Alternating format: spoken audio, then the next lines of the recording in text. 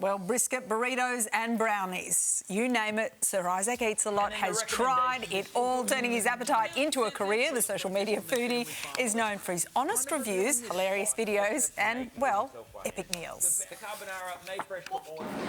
Hey bro, do you mind just holding the camera for me? Yeah. Yeah, so I already got it recording. Yep. I'm just going to try and eat 2 burgers in 3 bites, right? 2 burgers, 3 bites. I need to roll because it's International Burger Day. All right. Caveat, if I die, just keep recording. As a competitive eater, Isaac has pushed his body to the limit, but now he's gearing up for a new kind of challenge, trading burgers for burpees with a cause that's really close to his heart. Hello, mate. Nice to see you again. Sir Eats a Lot. Thank you very much for having me on, guys. Good to see you on the couch, mate. Welcome back. It's been a while. Now, you get paid to eat. I think we'd all like that kind of concept. Best job ever. It's, I'm very fortunate, yeah. I wouldn't say I get paid to eat. I'm getting paid to help promote the venues and sort of talk about my opinions on it, but I wouldn't trade my job for anything in the world. Yeah, because the trade-off is you do get to eat a lot. There is food and it does need to be eaten, so I volunteer. Yeah. You know what? Someone's got to do it. Legit. When you're not on the road, though, devouring sort of steak and pasta and sandwiches, ice cream, pastries, all of that, what does a day on the plate look like for you? Like, do you have to just eat broccoli? Because when you're out, you're on. When you're at home, is it just like pure health? Yeah, it's certainly one of those things, like one of the most common questions I get is sort of like, how are you not the size of a house? And I used to really just eat greens and yogurts and stuff, and then over the years I've kind of gotten to a point where unfortunately it's the one downside. Like if you haven't seen me eat it in content and it's not on the internet, I probably haven't eaten it. Just because I'm eating so many meals out and about. So you just don't eat? I don't need the breakfast, I don't need the dinner. Like I've never been a big snacker. So in terms of, you know, the picking and grazing and stuff, like I can go without. What do you write? What do you say to your doctor, firstly? And then secondly, what do you write on your immigration form where it says occupation? Doctors aren't my best friends because they've been telling me to stop what I do for a very long time. But it's why I try and offset it with sort of health stuff. The occupation, I tend to just put marketing. Nice. Yeah. Well, that's what it is, right? Yeah. I put world leader on mine, and, you know, there's an element of that in my own household.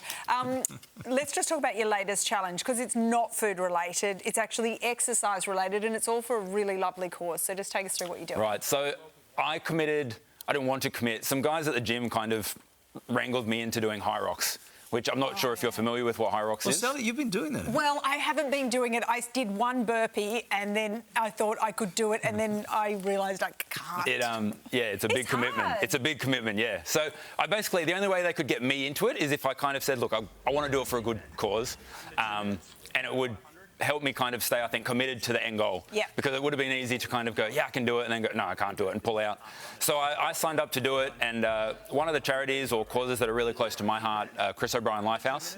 Yeah. I just think they do great work, and there's no easy journey when you go through cancer treatment and stuff like that. So they were the charity that I picked, and I kind of reached out to them and said, hey, you guys happy if I do it for you on your behalf? And I used some branding imagery and stuff in my social media, and they were so great about it. They were like super keen, provided some uniforms for us to wear on the day. And actually, this is the first time anyone's ever done high rocks representing the Chris O'Brien Lifehouse. So I'm pretty privileged to be in that position. Mate, a tremendous thing to get behind. Yeah. Good stuff. And now, you've eaten all over the country before we let you go. Top places for us to eat?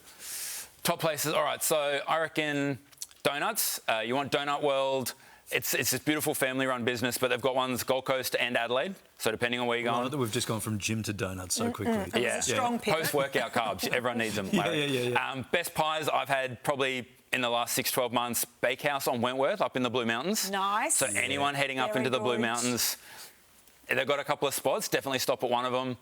Tacos. My wife and I were in Melbourne in February, and we went to a place called Frankie's. In the northern suburbs, and we're still trying to find their salsa verde.